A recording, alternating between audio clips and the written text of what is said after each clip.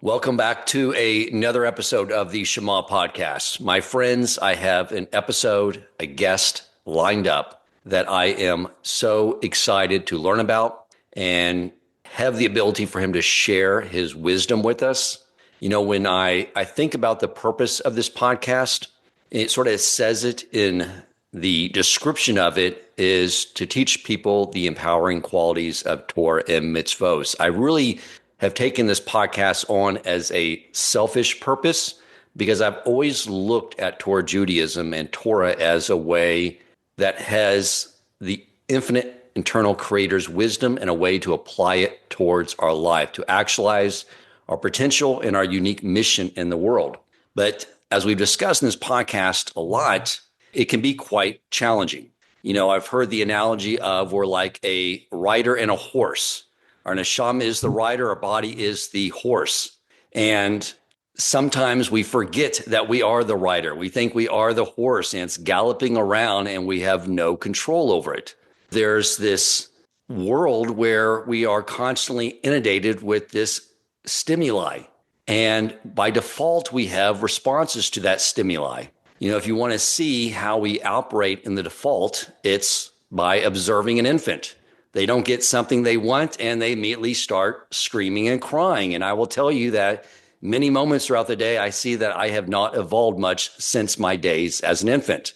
But we can see, you know, in that gap, there is a gap between stimulus and response. And in that gap is where our free will resides. And that is what defines us. I had a dear friend, a friend of the podcast, David Block, at my home over Shabbos. And he gave me a book, an amazing book, the commentary by Rabbi Moshe Feinstein on the Parsha. And we were talking about Rabbi Moshe Feinstein.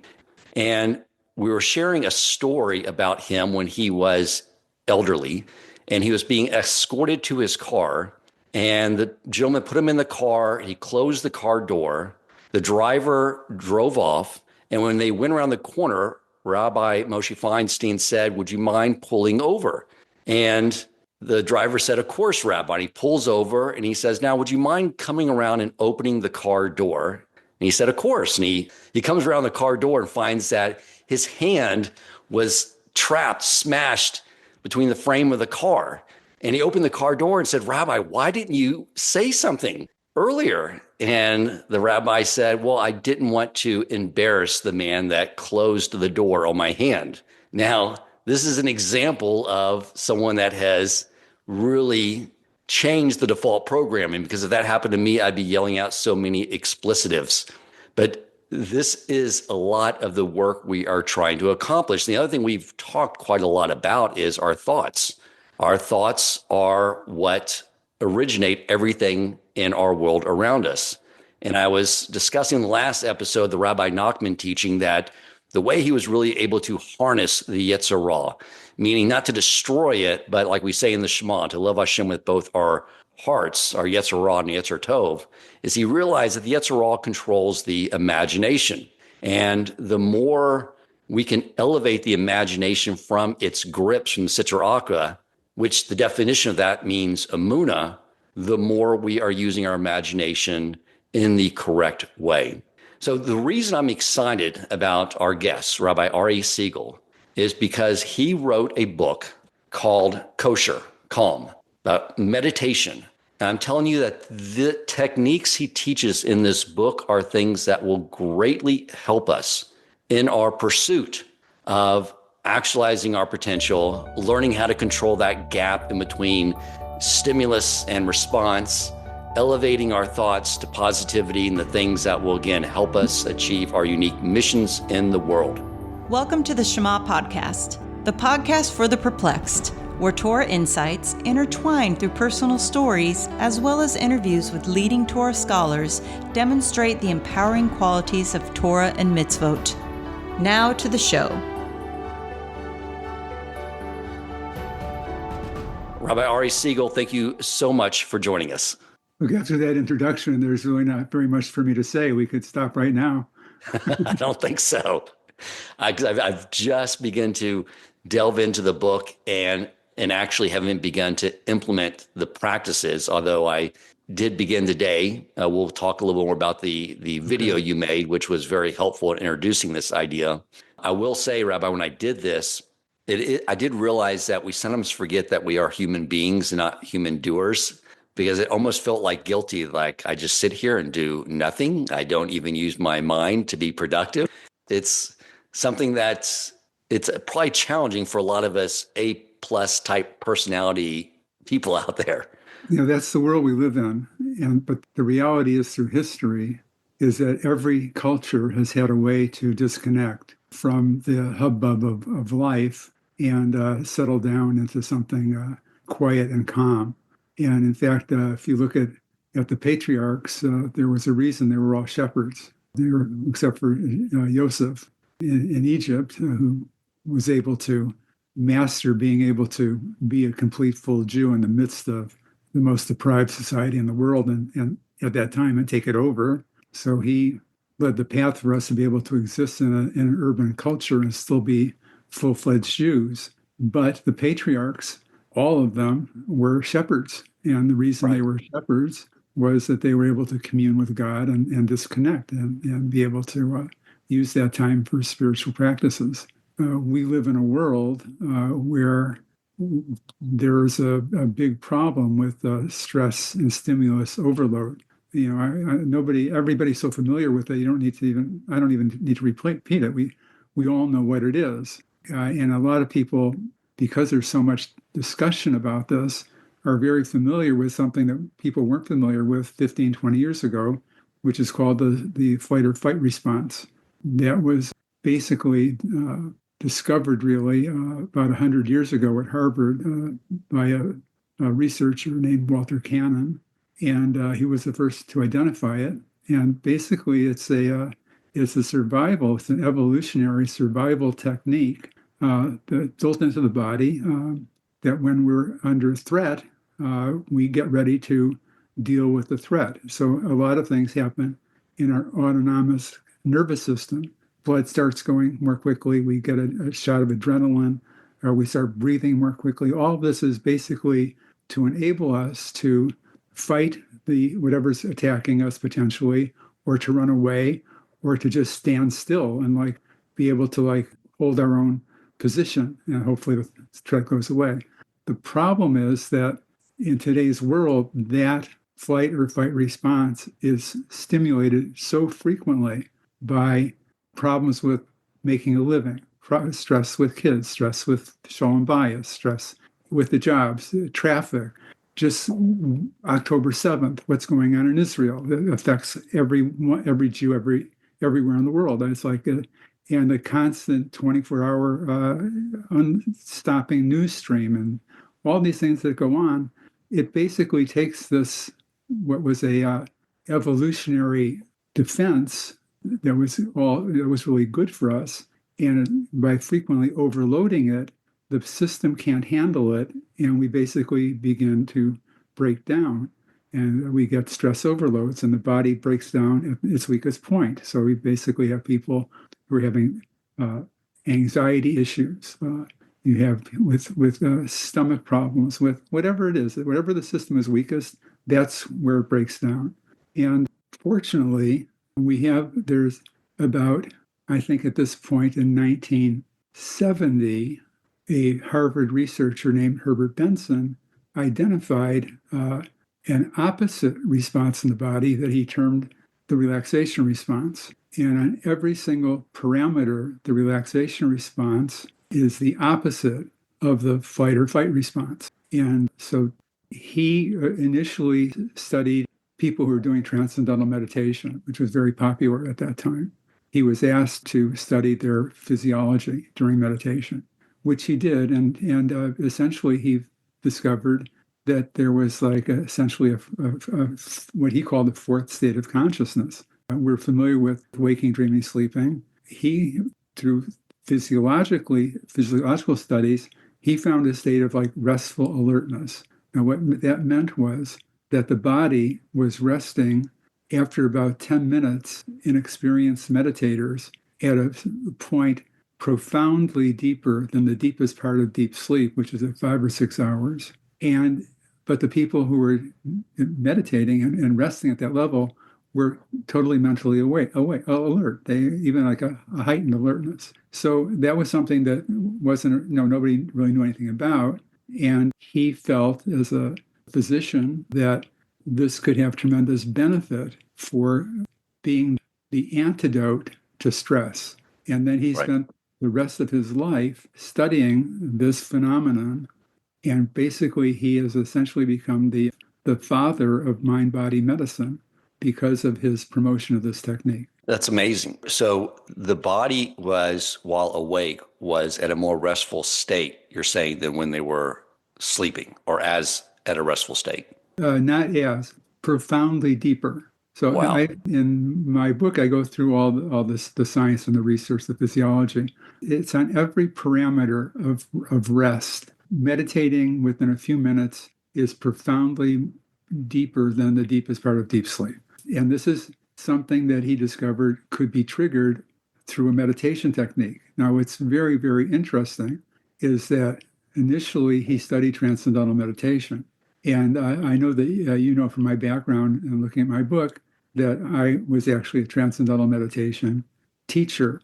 I did meditation and yoga 4 hours a day during the 70s. And for 5 years, I was a TM teacher, TM short for transcendental meditation, worked for the national organization for 5 years until I became a little questioning of the methods that they used, and I left. But that's another story, and we'll get that later.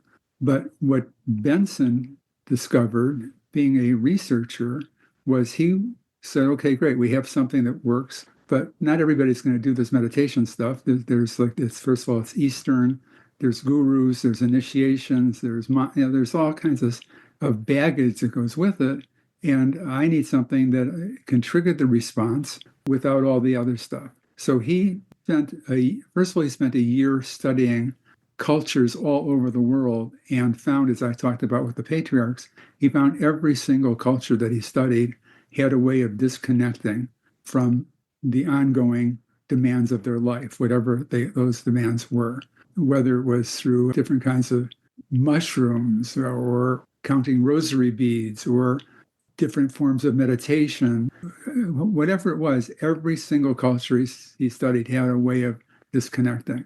Now, then he decided he's going to look at the elements of the TM technique, which he was studying, and he said, look, I'm going to hypothesize that the initiation that to learn this meditation has nothing to do with the effect. I'm also going to hypothesize that the sounds that they use, the mantras, are not necessary to achieve the effect. So he came out with using the number one. He used the technique of TM with the number one instead of their mantras and no initiation. And he found that the physiological response of the body on every single parameter was exactly the same as the TM meditation. And he wrote a book called The Relaxation Response in 1975. That book, by the year 2000, had sold well over 4 million copies, was a New York Times bestseller for over 2 years, translated into 13 languages, and was the number one recommended book by physicians for self-help for probably 5 years. So he had an amazing impact. And then he set up, with help from the owner of the Boston Red Sox, Mr. Henry, the Benson Henry Institute for Mind-Body Medicine at Harvard. And they did about 100 studies so far on the effects of this relaxation response on health and mental health and well-being. So I'll stop there. So a couple of things, the fight or flight, I see really problematic in our modern era, that default programming, because, I share that idea with one of the things I do is I teach a macroeconomics class to the seniors at the yeshiva here. And before test day, they get a little test anxiety.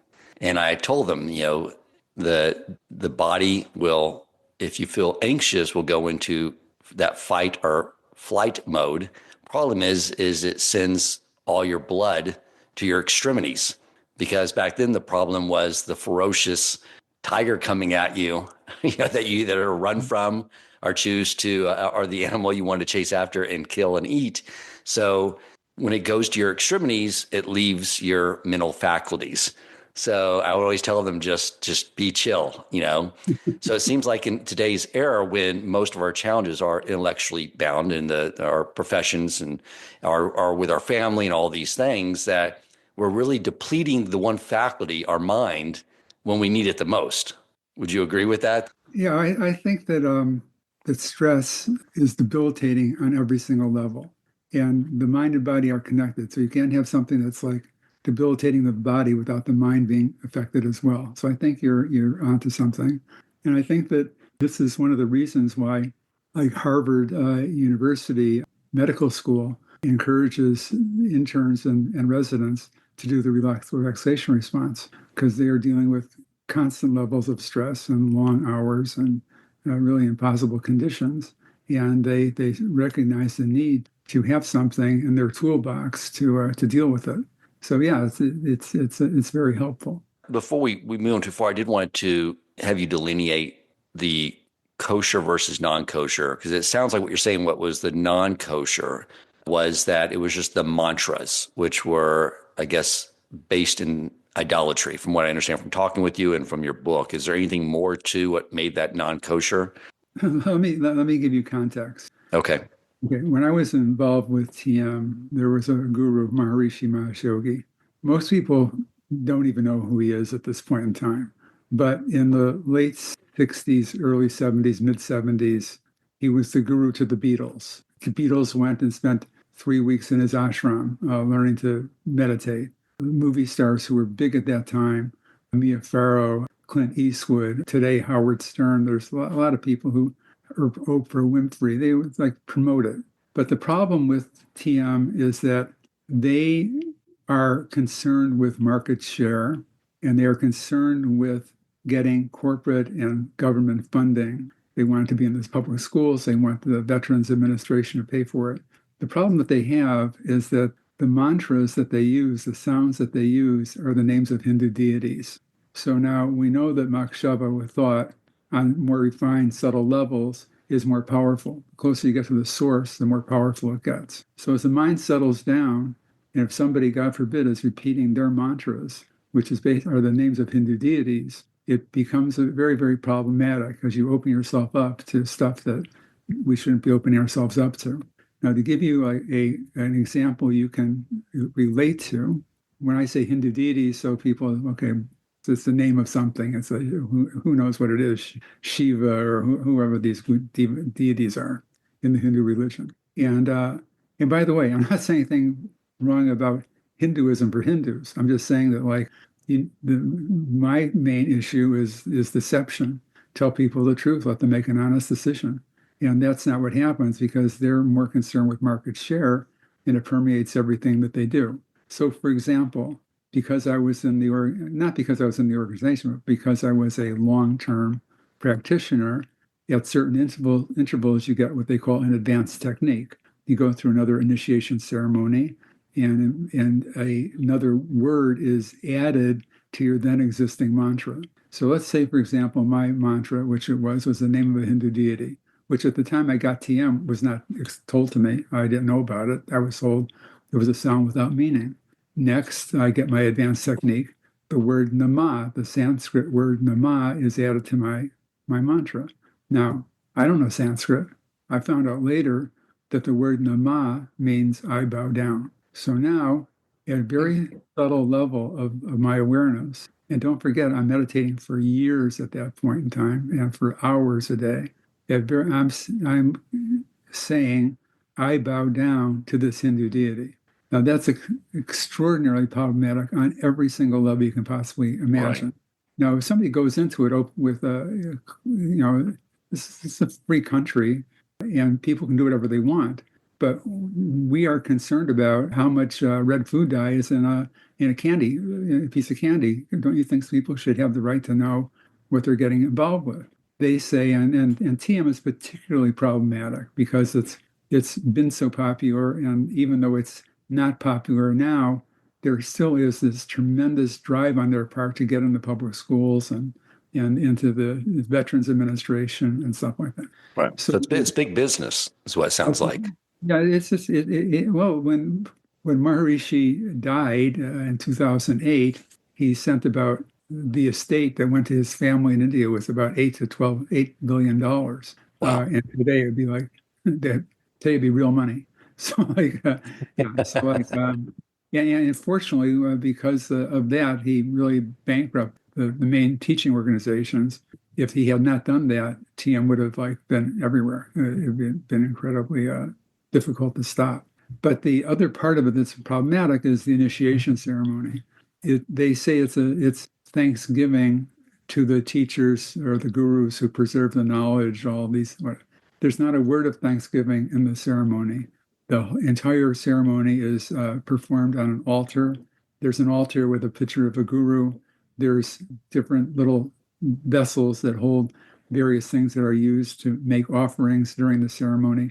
And it's a worship ceremony during which like 15 to 16 offerings are made to these gurus with bowing to the gurus. And at the end of the ceremony, the student who's learning it is encouraged to bow down to the guru. And it's a filled with incense and like it's really quite, if you're a Jewish person and you know what's going on, you're immediately repulsed by it. But they tell people that they're not participating, they're just a witness to it. But again, it's a lie. If you're familiar with the Hindu religion, there's a concept called dakshina. Dakshina means that like if somebody brings items that are used in an initiation ceremony, and in this case in TM, you are required to bring 2 pieces of fruit, flowers, white cloth, all of which are used in the ceremony, that changes your status in the Hindu religion from a witness to an active participant. And in the TM world, the purpose of the initiation ceremony is to bind the neshama of the person. They don't want not in the neshama because who knows what is there, but to bind the person to the guru. It's so deceptive and so over the top. But that's the problem. I know you have a chapter in here on yoga because I remember I was researching whether yoga was kosher because its origins do come from idolatrous practices. But I think the ruling now in today's culture is that there's no more attachment of it to idolatrous practices. So it's okay to do yoga. It's my understanding because what you're describing is something that's very idolatrous where you're actually bringing offerings and submitting yourself to a deity. Well, but you told me you have a chapter in here devoted to that. I haven't gotten to it yet. Yeah, I don't think you got to that chapter. Okay. I don't think you got that. Well, since I brought it up, go ahead and share with us with regard to yoga. Is it kosher or not for a Jew? Okay, so here's the issue. The issue Okay. with yoga, first of all, is the name itself means to unite. What are you uniting with? You're uniting to one of their deities. Okay. Every posture, I can't say pretty much every posture in yoga that has a name is either one of 2 things. It's the name of a Hindu deity, or it's the name of an animal. So, like the dog down is basically naming a dog and like trying to get into some kind of position that mimics that. So, first of all, obviously, things that have a name of a deity is not something we shouldn't be necessarily doing on that level, to call it by that name. And we don't imitate animals. That's not what we do as Jews. We're higher than that, so we don't do that. So that is an issue. And there's things like the sun salutation. That's like the 12-step posture workup that precedes most yoga classes, and repeated 3 times. Well, what is a sun salutation? It's like basically it was worshiping the sun. And if you do it on that, now obviously people aren't worshiping the sun when they do it, but essentially that's what it was. So people are imitating that. And then there's a lot of Jewish people who say, well, it's really what matters is intention. If I don't intend to worship this stuff, that's certainly I'm not worshiping the sun when I do this series of exercises. So it really has no impact on me. The problem is that intention isn't the whole game in Judaism. So, for example, if I do an action that's in the form of worshiping an idol, even if I'm doing it to ridicule and mock that idol, I am still guilty of that avera of idol worship. If I drop $1 out of my pocket and I don't even know I've dropped it out of my pocket, it's just gone. I have no intention of anything. It's just lost it, not even aware of it. Somebody picks that up and I get credit for a mitzvah of giving tzedakah. There was no intention. It just was that I dropped $1 out of my pocket. So intention is not a great argument. The issue is that there are probably a couple of million Jews doing yoga in the world, or will be doing it. It's extraordinarily popular, and it has a lot of benefit. There's no question about it. So Rabbi Yitzchak Ginsburg at the Gan and I Institute in Israel has been the one who's really talked most about this. And his main point is that there's nothing wrong with the exercises, with the stretches. The problem is calling them by their Hindu names and describing them that way. So he's saying, just like don't use their names. It's very simple. If somebody's looking like I'm not an expert at the names anymore. I lost them, thank God, many, many years ago. But like there's something called close to like the Bhagavad twist, right? You say what it is it's a half spinal twist. People understand, just say, we're doing a half spinal twist, and that's it. You can describe what the dog down position is without saying dog down. You can do all these things in a way that doesn't enliven that aspect of it that is the avodah part of it. So that's one aspect. What's very, very interesting is that there is actually a good friend of mine named Rabbi Dror Shaul, who's in Dharamsala, India. And he has been working with Rabbi Ginsburg in doing a series of postures that have the same benefits as what we're talking about, but in the form of the Hebrew alphabet. And it's really something that's they're working on very strongly. And I have a website, it's kind of in its infancy, called koshercalm.org, O-R-G. And I hope to include his postures and stretches as part of it. I'm also including the animations that we'll talk about later on how to do kosher meditation, and also some breathing techniques, one from Rabbi Ginsburg and working on another one from a Rabbi Dov Ber Pinson that will be there as well. Plus a lot of information about how to do this kosher meditation. So yeah, I'm sorry to burst your bubble. No, that's fine. I'm glad you clarify that, because it does sound like we're commanded to do a mitzvah, even if we're not feeling it, even if the intention's not there. Like, you still show up and daven or putting your tefillin, right? Because eventually you will do it with intention. And I think maybe that's saying, if you're doing these things, well, that's not my intention. If you're saying those names, it may lead to the intention. Is that the concern from a Torah perspective? Well, I don't think it has to lead anywhere. I think the reality is that at the moment you're doing it, it's a problem. Okay. It's just like, and it doesn't have to be done that way. In writing my book, if you're really interested in yoga, I'm going to give a plug to a woman named Shelley Denby, Denby, who wrote a book called Struggling with Yoga, Dancing. I'm not really sure what it is, but if you just Google yoga and Shelley Denby, she was a frum woman who was doing yoga, and then all of a sudden she realized that a lot of the stuff she was doing was extremely problematic, and she has adopted her practice to conform with halakha. There was another woman who contacted me who lived in a yoga ashram for 30 years. And then she became more religious, and she basically is doing her workshops according to the guidelines of Rabbi Ginsburg. Basically we do the same stretches, but call them different names. That's right. Really, and don't call it yoga. That's problematic. Gotcha. Yeah. Okay. Can be, I look like I'm not a yoga person. I'm a weightlifter. But when you think about where did weightlifting originate, it originated from Greece. Yeah.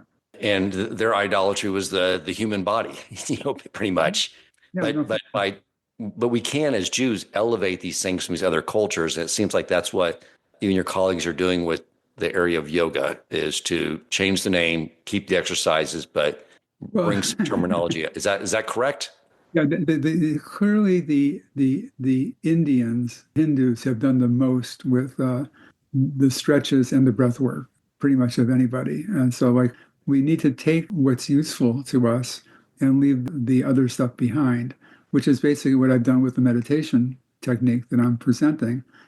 It's essentially it's very close to the Benson relaxation response. It has similarities with some of the TM technique, but it's not like the technique was unique to TM. This was a technique that is found throughout India. It's taught throughout India with variations of mantras and initiation ceremonies. But the technique is very, very simple, which we'll get into a little bit later, but I'll just tell you in 2 sentences. All the technique is thinking a focus word that you choose. And as you think it to yourself, you're going to find, because the mind is filled with thoughts, that your mind is going to drift off onto a thought. At a certain point, you're going to have an awareness. Oh, I'm not thinking my focus word. I'm thinking I'm off on a thought. You come back to the focus word. And that is like the entire process. This thinking a focus word, recognizing I'm off on a thought, coming back to the focus word. That process is exactly the process that's used probably in 90% of the meditations in India. And it has the ability to settle the mind down. When the mind settles down, the body settles down, and it gets a very, very profound state of rest. That's what this whole thing is in a nutshell. It was really something I believe that the Lubavitcher Rebbe was looking for since 1962, but never quite got this. He never was happy with what he found. And I'll go into some of that detail. Yeah, I'd like you to tell a little bit of the backstory, because back when you were into this transcendental meditation, is before you became a rabbi, correct? And then you sort of got this call to action to find a kosher version of this. I think through your inspiration, or I think did you communicate with the Rebbe on this? Well, the first time I saw the Rebbe was in 1978. I was my friend and Rabbi Shlomo Schwartz, known as Schwartzy. We had a long history of learning together the Tanya, which is like the Bible of Hasidic thought. Right. And he took me to see the Rebbe in 1977. I was there for the morning prayers, and then in the afternoon prayer. You have to understand that Chabad was much smaller then. And so the afternoon prayers were like upstairs in a small shul, and I was on very, very pretty close proximity to the Rebbe. Wasn't able to really say anything to him. And he took me downstairs to be on the walkway as the Rebbe was going home, as he came out of the building. And he looked at me and he said, good Chodesh. It was like Rosh Chodesh. I have a good Chodesh, good month. And it was like a 2-second interaction. At that very time that he said that to me, I was doing transcendental meditation and yoga and reading Hindu scriptures 4 hours a day. And simultaneously, we were becoming frum.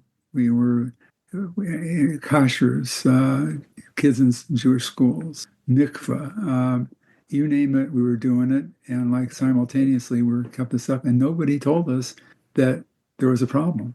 I was like, really, it was later on, I was kind of like wondering, because we were connected with a lot of serious rabbis in the Chabad world, and nobody said there was an issue. So, well, do they know?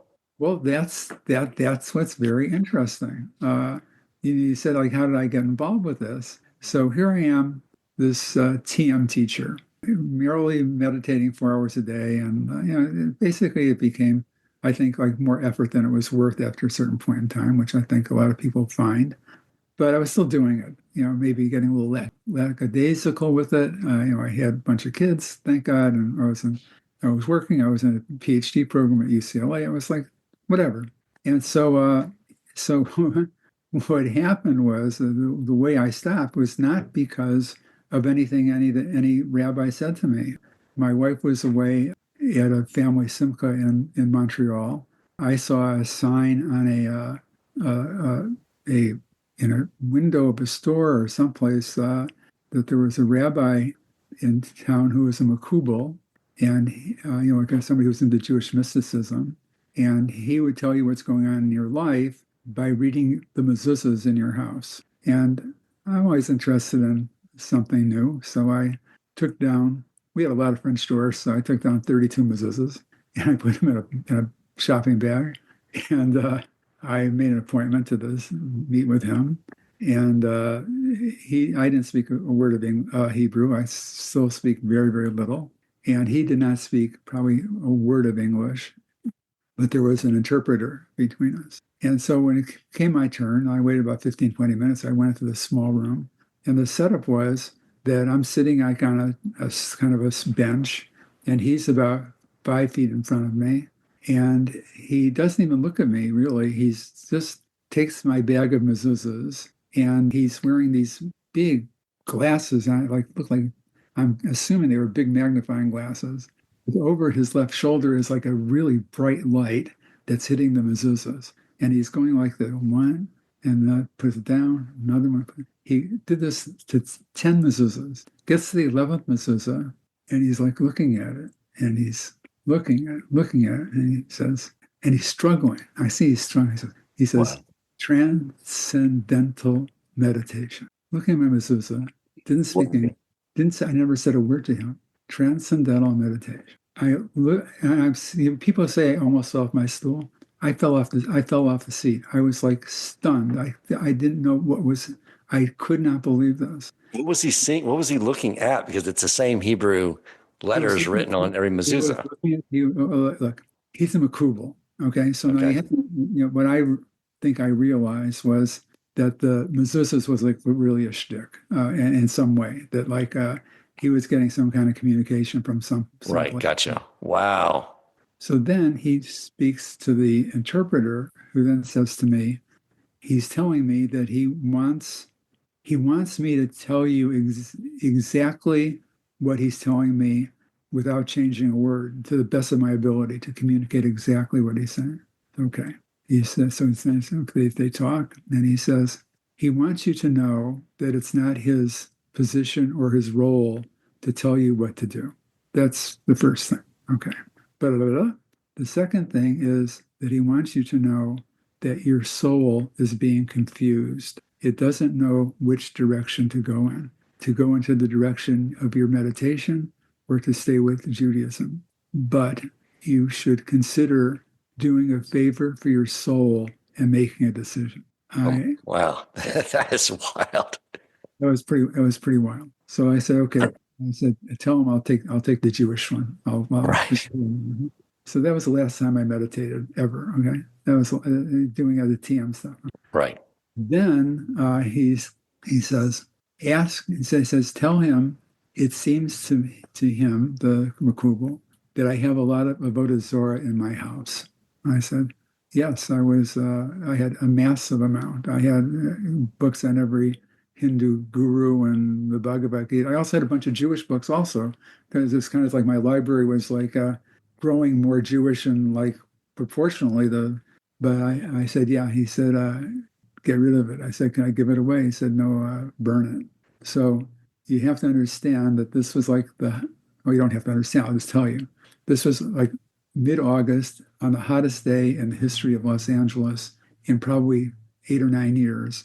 And I have a fire going in my fireplace for 3.5 hours, tearing up books and burning the pages and photographs and the whole stuff, cleaned out my whole house. Wow. I did this without telling my wife, who was also doing the same thing I was doing. And I called her up. I told her what happened. She said, okay, I'll stop today too. And I said, really? She said, yeah. I said, I'm falling asleep in my meditation anyway. No big deal. So we both stopped the same day.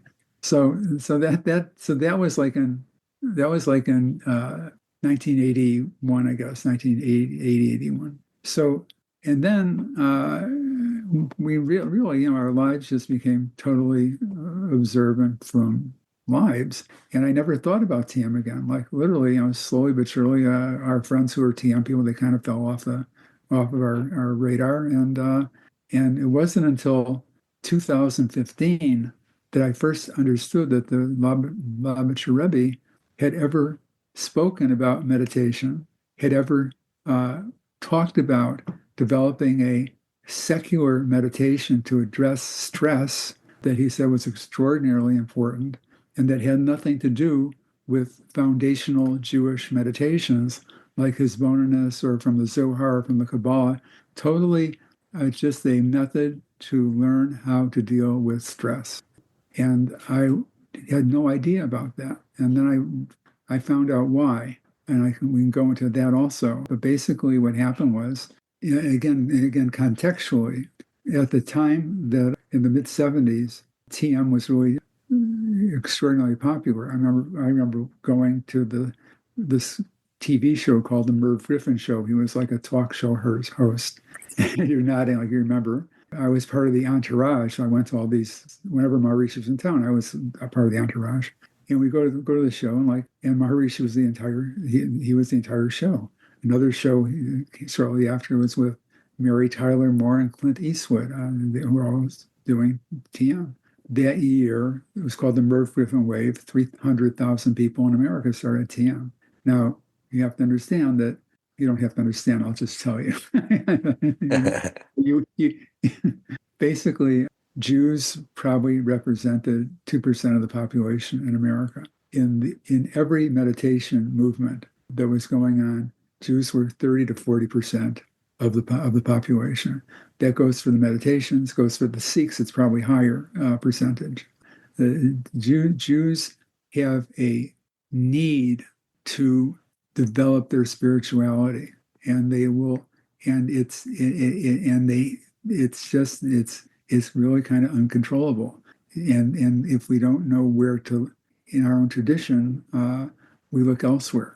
Right. And basically, at that time, very little of what's available to us online in the media, everywhere, in terms of like the deepest Jewish philosophy, Jewish thought, Hasidic philosophy, lectures, none of that was really available. It's just so this other thing filled the void for many people who essentially got involved with it due to stress, and then got into like the more guru aspects of it, and that was it.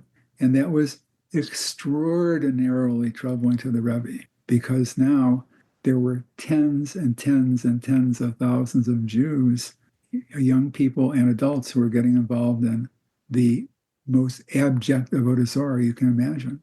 And he wanted to do something about that. Interesting. Yeah, it's true. Jews are always, I discussed that before with guests and things too. The Jewish neshama wants to express itself, and without Torah, it will go in all sorts of. It's a big wide world. It's a big wide world out there. You can get lost in a lot of different places. People get lost in everything, so it's a problem. Let me ask you, one of the questions that came to mind is that, everyone needs to detach. We have busy days and stuff. I find what most of us do, including me, is we decide to do a little distraction. Like my last hour of the day is just like turn something stupid on the streaming media and distract yourself as a way to escape. What would you say to someone that is their way of calming their mind by, because basically when you're watching something, not a lot of brain activity going on either, but compare and contrast the benefit of actually doing meditation versus just zoning out and watching some nonsense, which probably there's other typically issues with a lot of stuff that's on streaming media these days, but assuming it's something kosher to watch, but the additional benefits of meditating versus just distracting yourself. Okay. So a big part of the book deals with research, basically the latest research on what's the effect of meditation on health and physical and mental health well-being. I can say from today to tomorrow that meditation is good for somebody.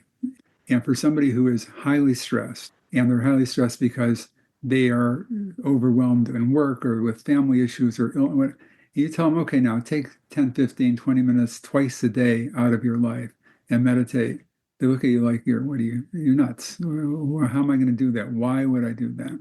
So I don't have the advantage in a book that, say, a therapist has, a psychotherapist or a physician or somebody even going to learn meditation. Because when somebody decides to go to see a therapist, they've already made a commitment to get well. They have made an appointment with somebody. They've researched who the best person is for their issue, best they can. They've made a time commitment. They make an appointment. They've committed to a certain level of therapy. They're paying a lot of money. So there's a decision there. I want to get better. Once the mind makes a decision to get better, it sets up a way for it to begin the healing process. This is the power of placebos. Placebos it's basically people have an idea that they're taking something that's going to make them better. And it doesn't really matter what's in it, because often the placebo works as well as the active treatment. In fact, it's so profound in terms of the mind ability to set up the healing that there's research now coming out of Harvard. There's a placebo institute studying placebos, that people can know that it's fake and it still is beneficial. You can tell somebody, Interesting. I'm giving you this pill and it's fake, okay? And you're going to take it, and probably 30-40% of the people get better knowing it's fake, because they think possibly it's because there's a ritual to taking medicine, and people are used to, I take this and I'm going to feel better. So the ritual starts the process in the brain to heal. The Rebbe very often when he gave a bracha to people, he'd say, "Trak good, v'zayin good." Think good, it will be good. So what does that mean? It means set up your mind in a positive way, and the goodness will follow.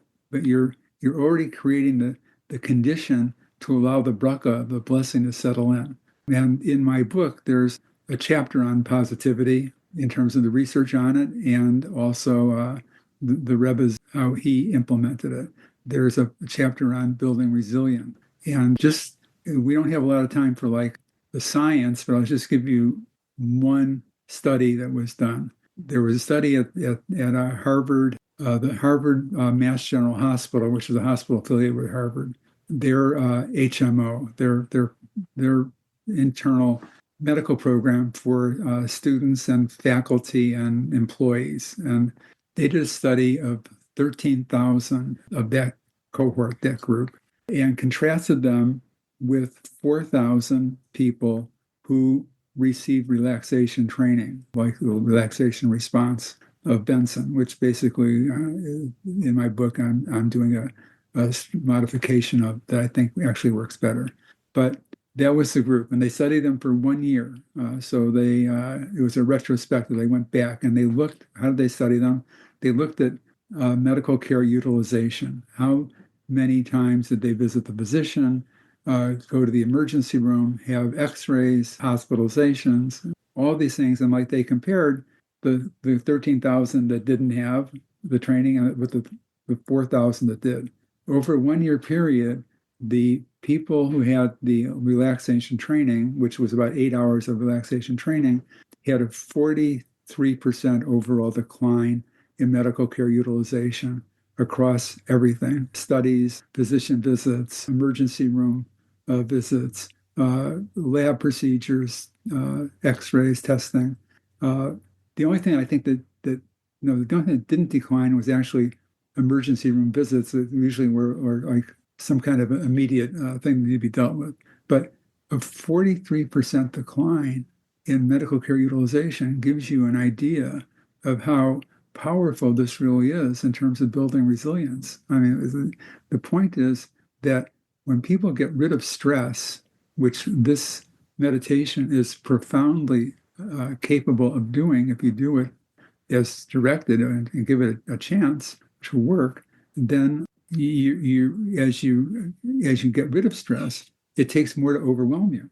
The stress in this environment is going to be the same, but if you're stronger, it's going to impact you less. So that's basically what goes on here. So that's Yeah, that's the That's power. amazing. I noticed you referenced a book I read a long time ago, the Biology of Belief, Mhm. where he basically documents that our thoughts do interact with our cellular tissue in our body.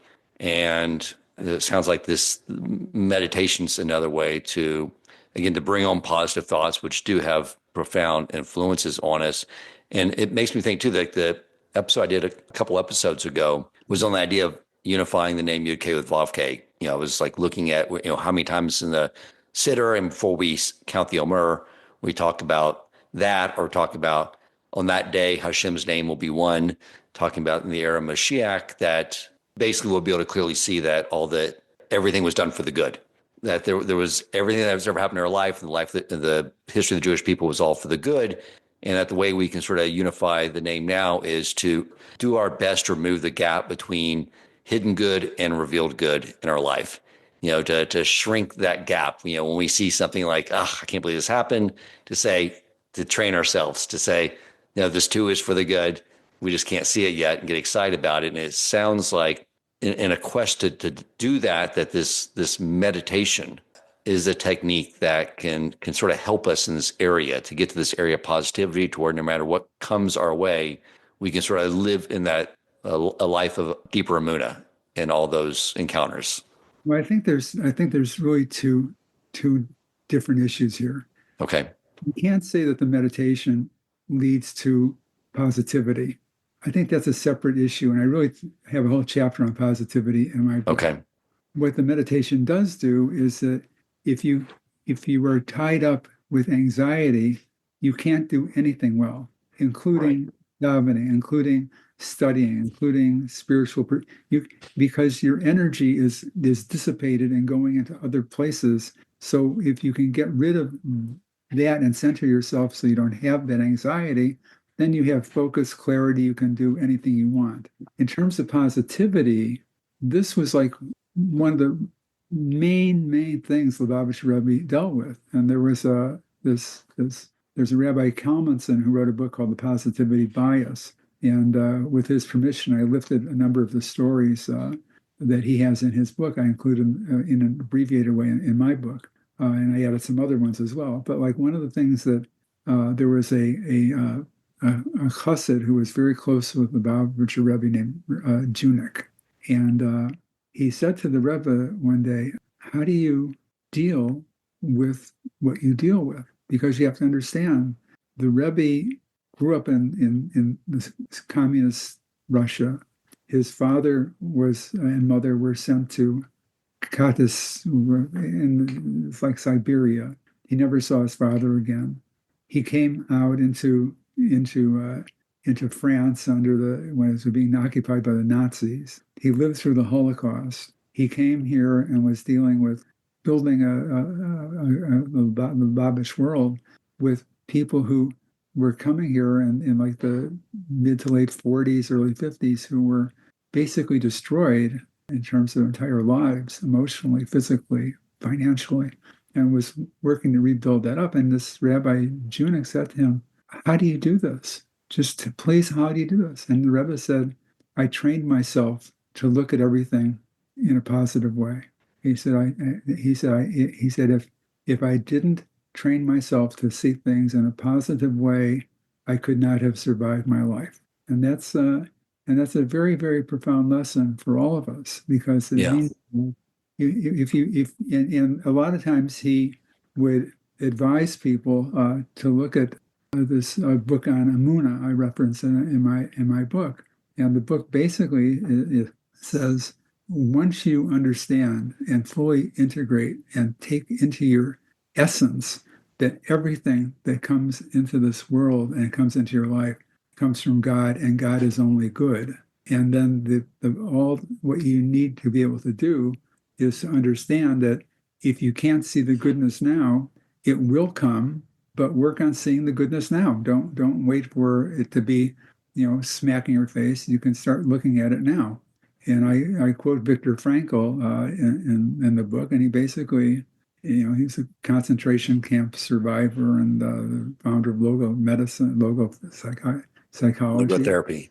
logotherapy. And I'm like, he basically said in any given set of circumstances, no matter what it is, what they can't take away from you is your ability to how you look at the situation, how you take and describe the situation to yourself. You internalize it. Exactly. So that's amazing. And we have choices. We have choices. Right.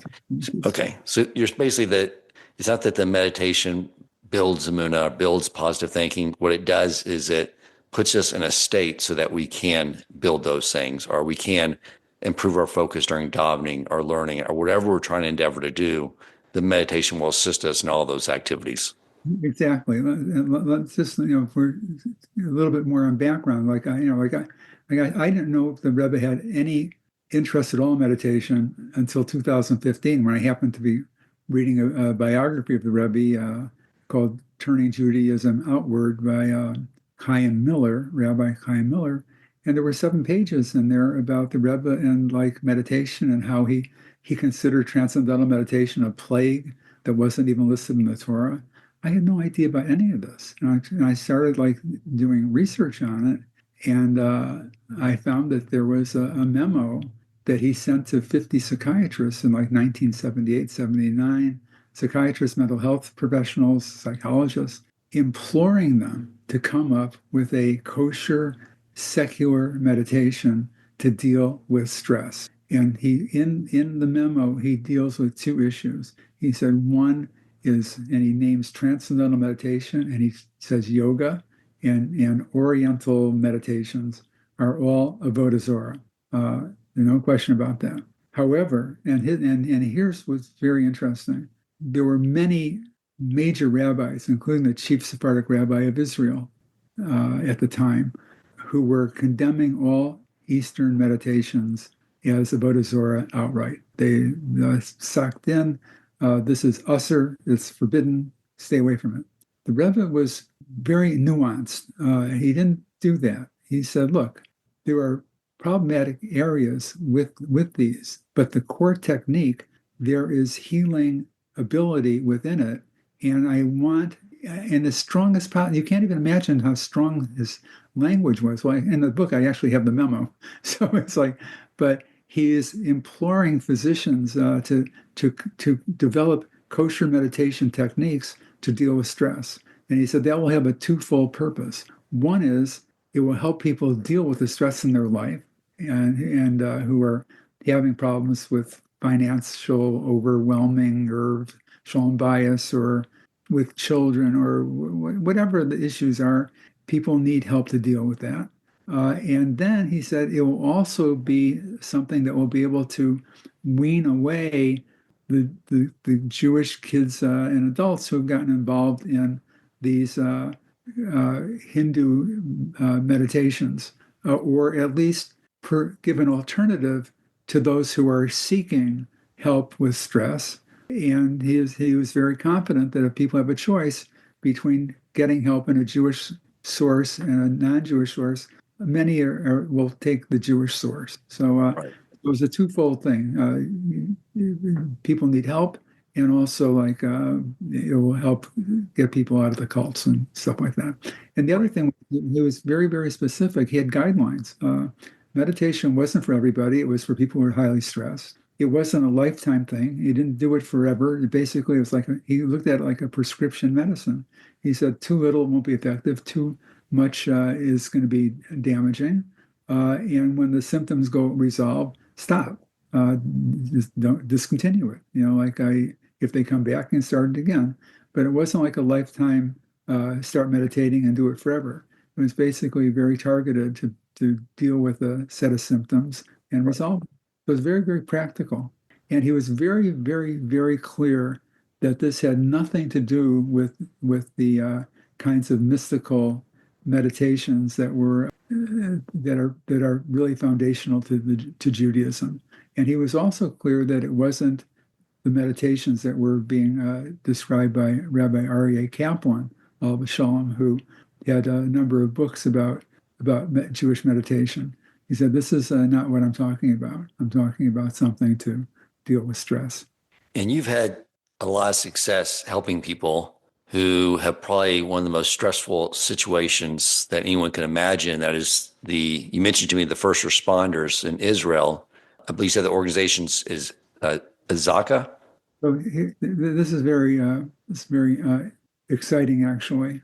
I haven't had success with Zaka, but I've been working with the woman who is in charge of resilience training for Zaka volunteers. Actually, she was kind enough to write a haskama for an endorsement for my book.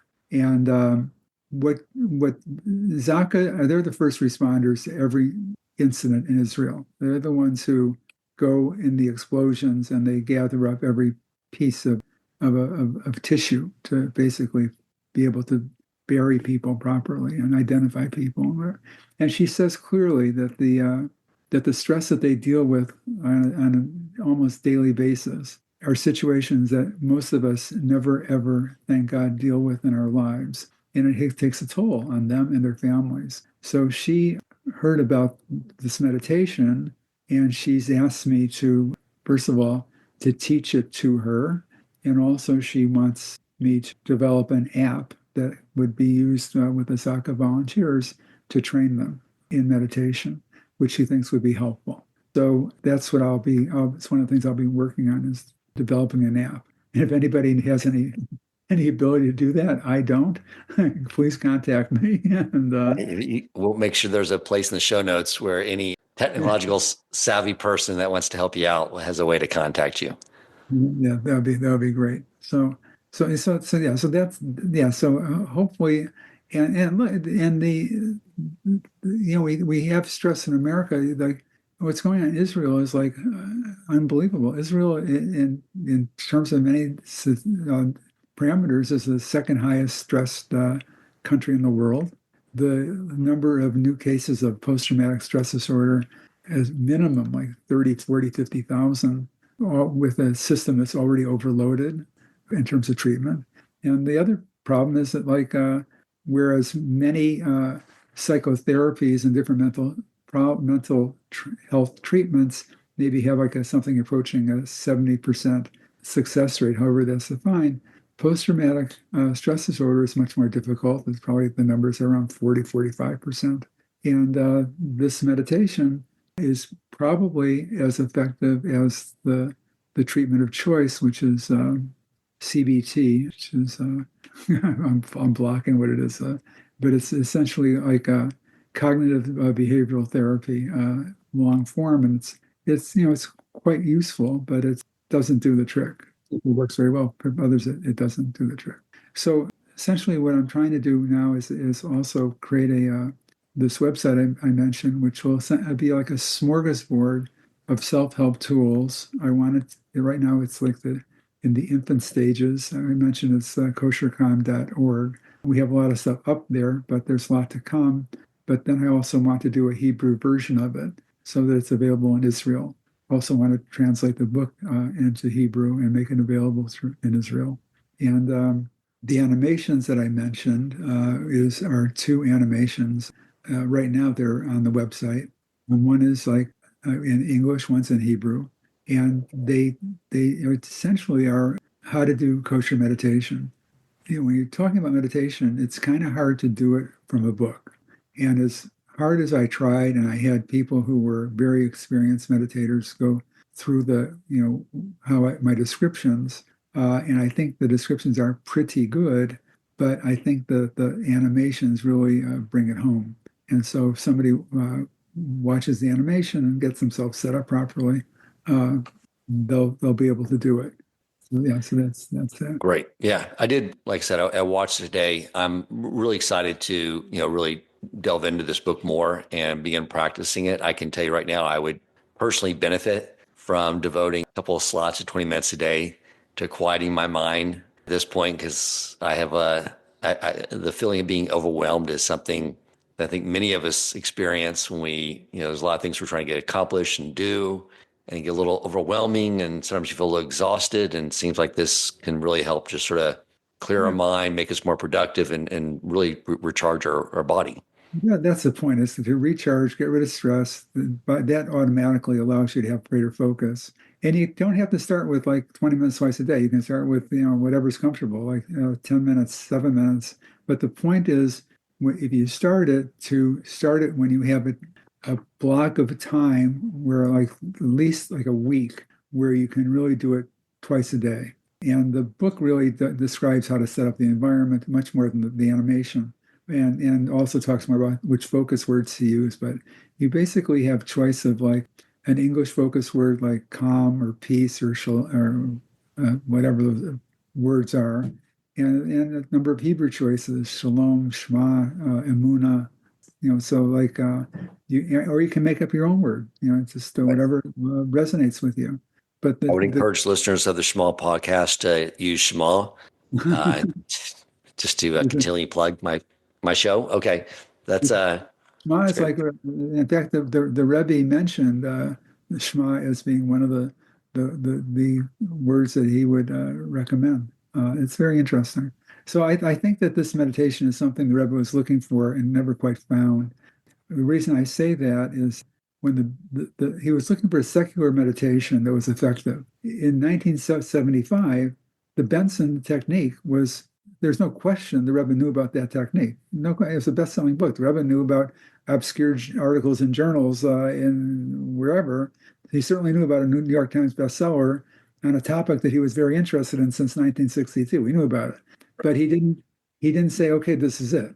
There was a friend of mine who was going to on a sabbatical with her husband. He was a math professor, and they had a choice to go to a couple of countries, and he told them to go. One of the choices was I forget which. It was like one of the countries that was a Buddhist country, and he told the wife, who was very close to the Rebbe, to come up with a parv meditation, a neutral meditation. So, and that was like in 1981 or so. So the Rebbe knew about this other meditation from Benson for 5 years already, and he was still sending somebody out to find a parv meditation. He didn't stop looking for what he wanted.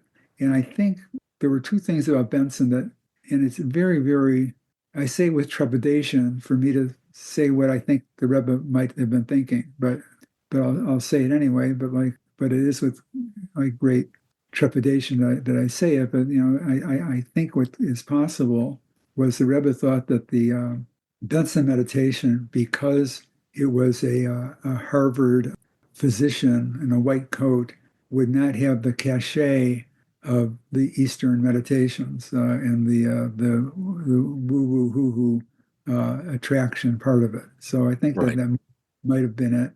And then he might have foresaw what has happened with the Benson Henry Institute.